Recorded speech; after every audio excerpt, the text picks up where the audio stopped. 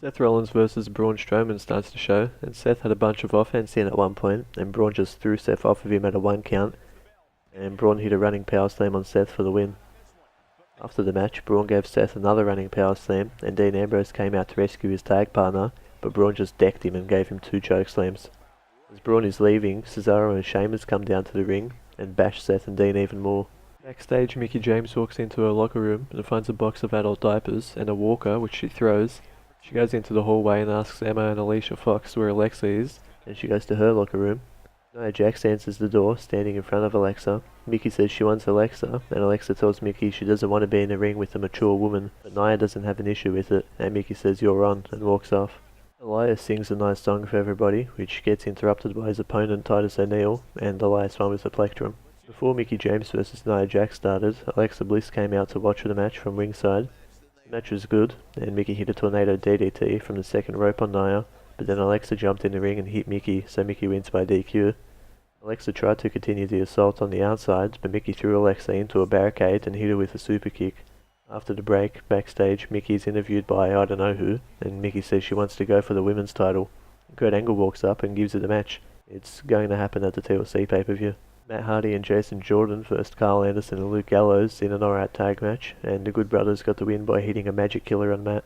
Roman Reigns is versing The Miz for the IC title, but before the match starts, Reigns goes to the outside and beats the shit out of Curtis Axel and Bo Dallas, throwing them into stairs and chasing them up the ramp to bash them with steel chairs. I didn't care about the match and guessed it would end with a DQ finish, which it did.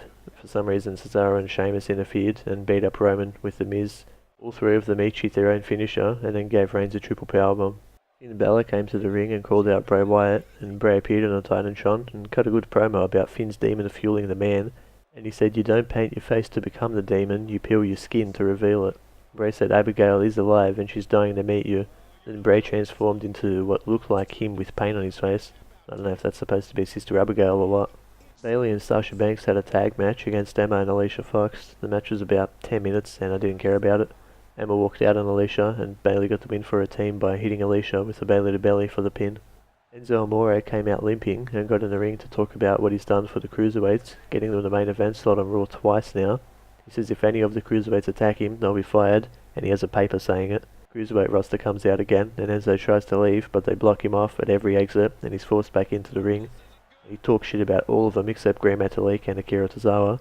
Then Kurt Angle comes out and says that paper doesn't apply to the newest Cruiserweight, and Kalisto comes down to the ring and hits his Selena del Sol on Enzo. Backstage we see Roman Reigns sitting down, and Dean Ambrose walks up to him.